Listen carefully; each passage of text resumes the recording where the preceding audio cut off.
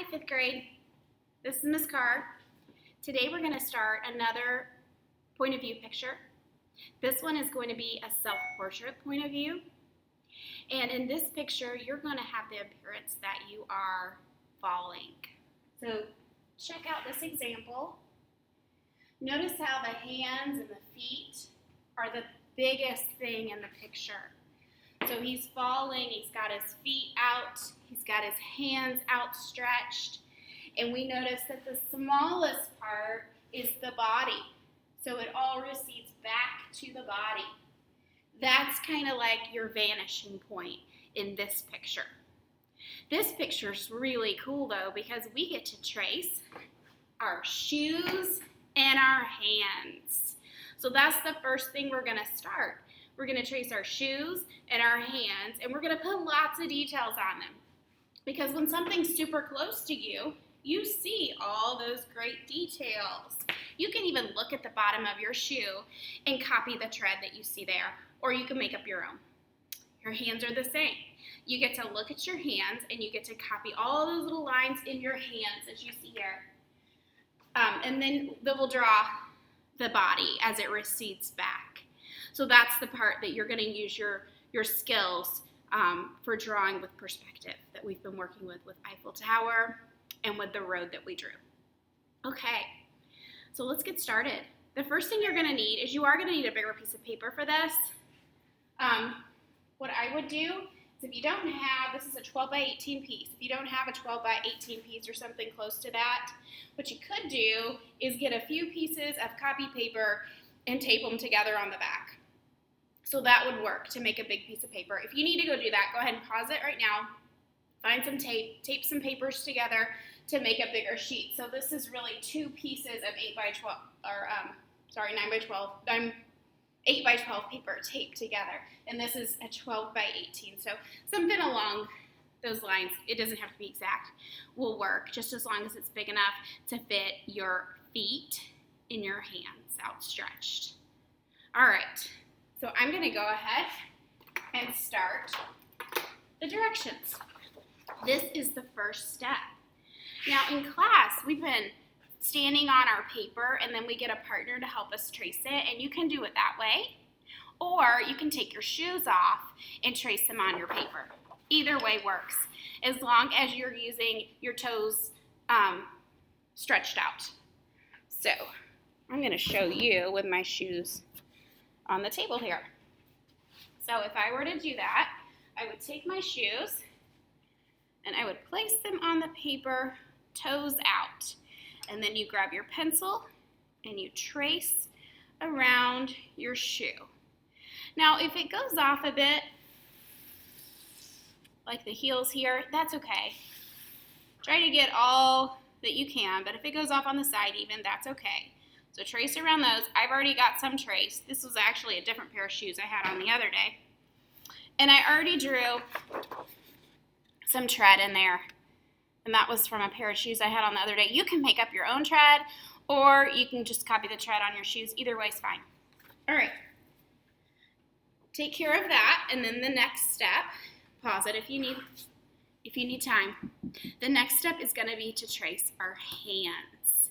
So our hands are going to overlap a bit. They're going to overlap our shoes. Let's look back at our example. Right here. See how the hands overlap our shoes a bit? Does anybody know why that happens? If your feet are outstretched and your hands are back here, does anybody know why those hands might not all the way show? Well, think about the closest thing to you. Closest thing to you is going to be your feet, right?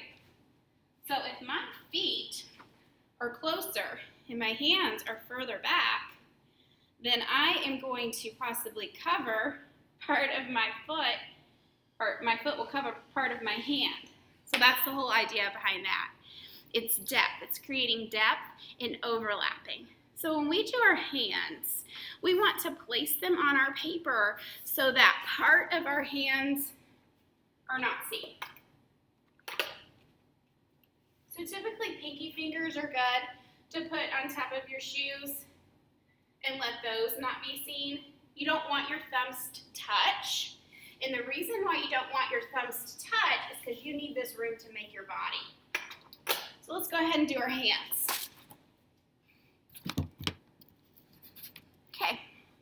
I'm going to use a darker pencil. This is an ebony pencil just so you can see the difference between where my feet and my hands are. So of course it's easier to trace my left hand. So I'm going to start with that one. You don't need to trace your wrist, just your hand. And then just round out your palm. That's all you need. Now let's do the next one.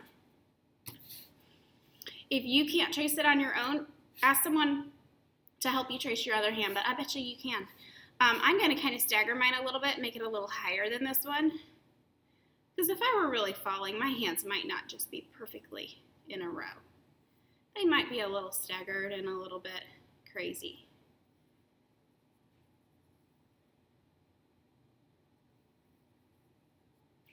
And this one's a little shakier because I'm not as good with my left hand, but that's okay.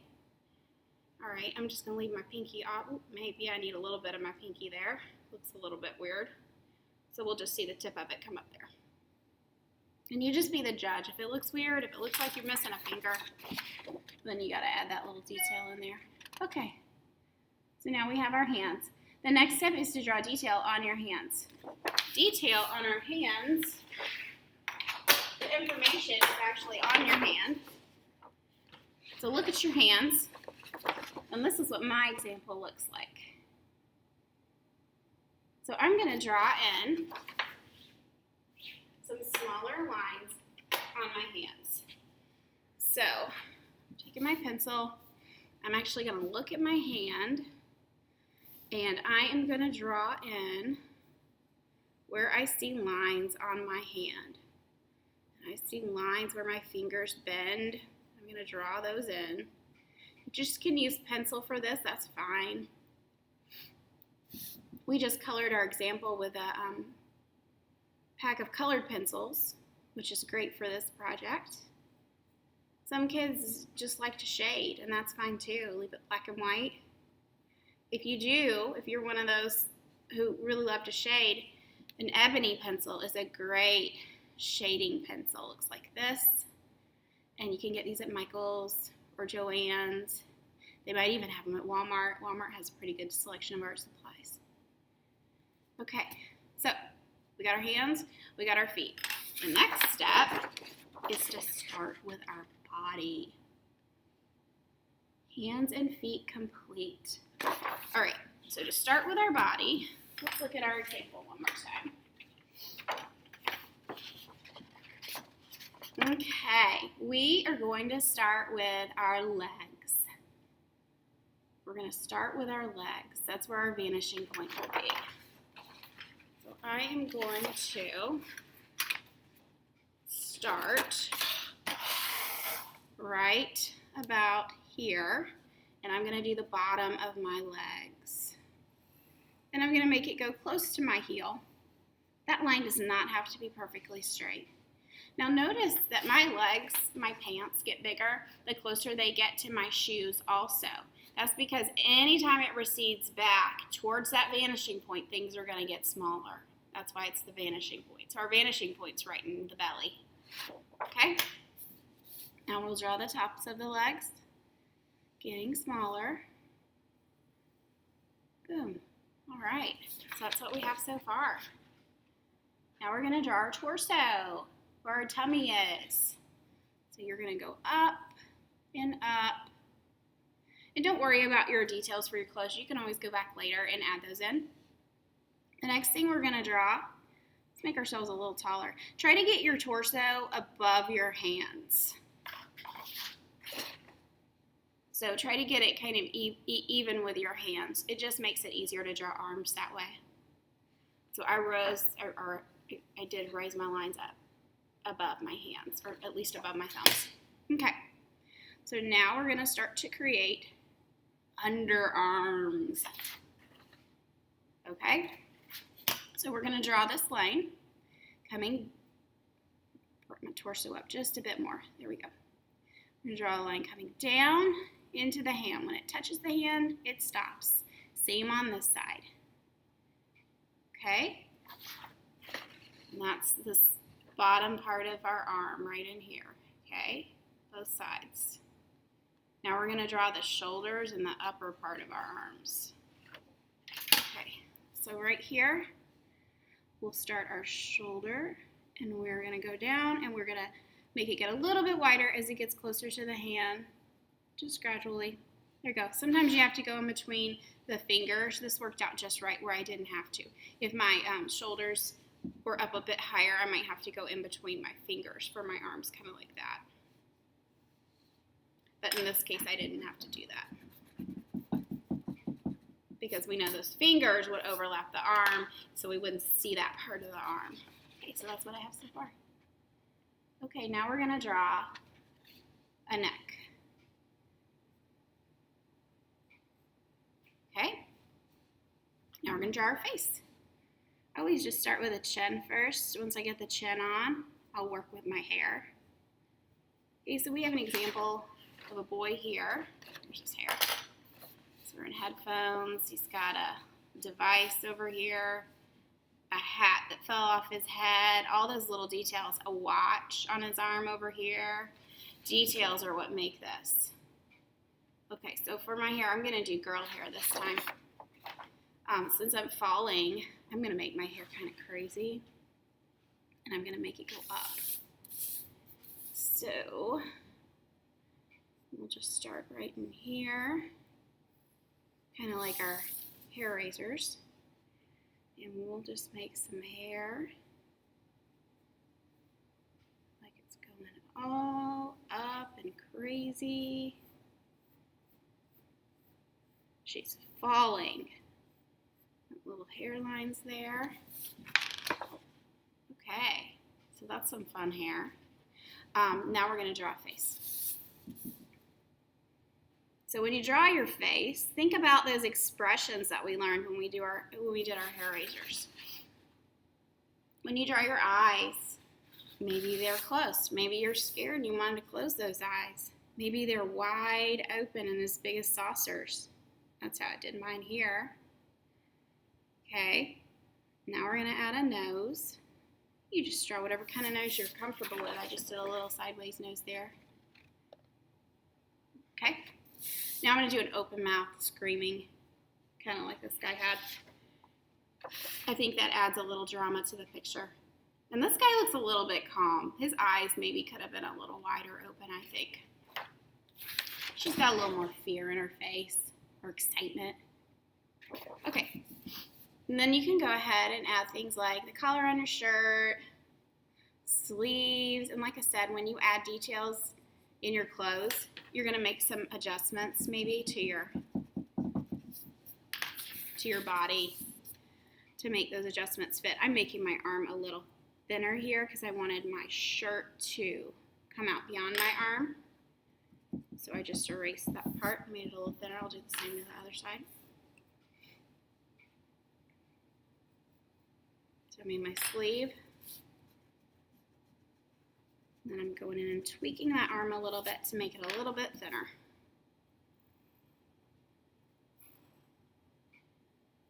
Okay. Lots and lots of details. That's what it's all about.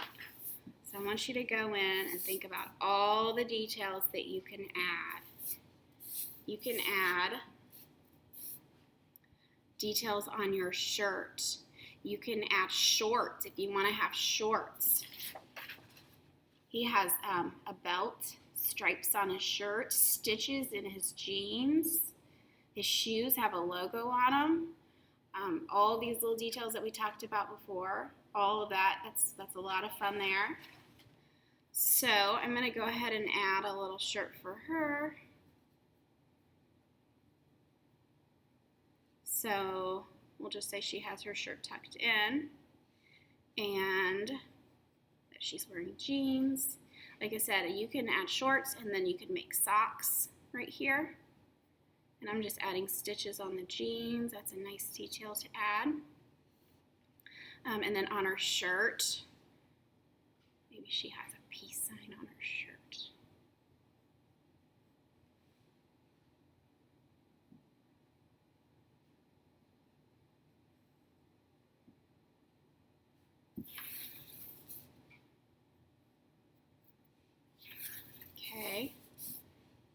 then maybe she's wearing a necklace. Maybe she's got a necklace on here. Maybe she's got a school ID on. A lanyard. Maybe you want to put a mask on your person. But if you did that, you wouldn't be able to do that fun mouth. Okay, so just put a little school ID on her. That could even be flying up too. You wouldn't have to have it just laying flat either. Okay, maybe she's wearing a backpack. Maybe she's got a backpack on. She's got straps on her arms. Okay. We really don't have to see much more than the straps there. Maybe we want to go ahead and shade those in a little bit. And you guys can, of course, shade with just a regular pencil too, or you can wait and do that with colored pencil. How you add color or shading is up to you. As far as the coloring on here, this is all colored pencil.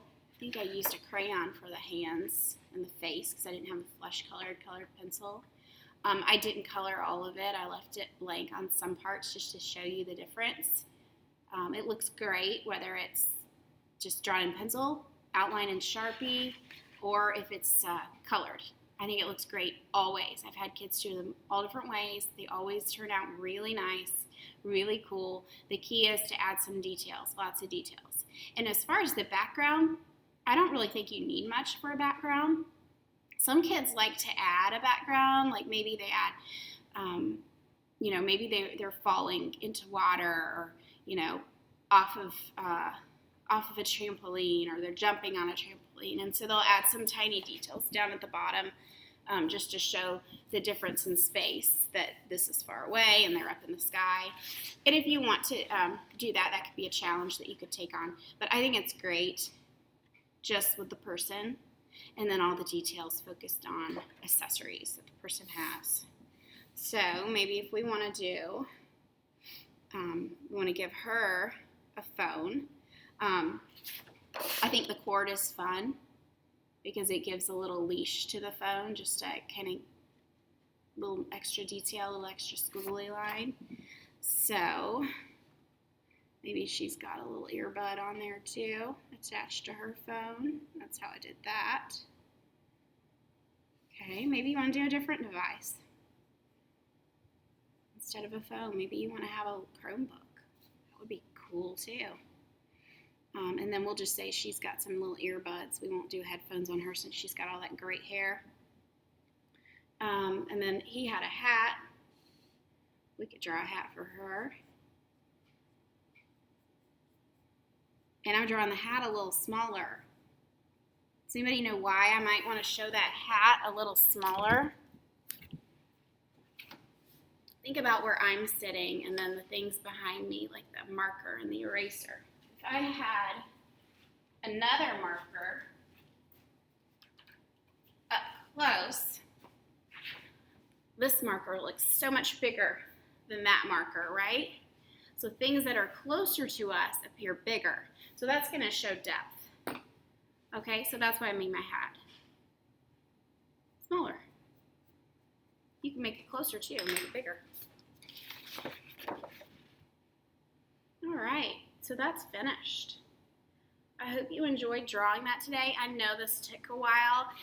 Please feel free to take 2 days on this one. This is definitely a 2-week project that you could work on in little increments of time because it is pretty detailed. It's pretty advanced.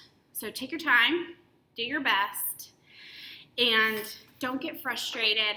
Erase all that you need to erase. The hardest part, I think, is drawing the body, but I think you can get it. Just think about an uppercase A when you start to draw the bottoms of the legs there. And once you get that in, the torso and the arms will come easier for you. Have fun, and I'll see you next week.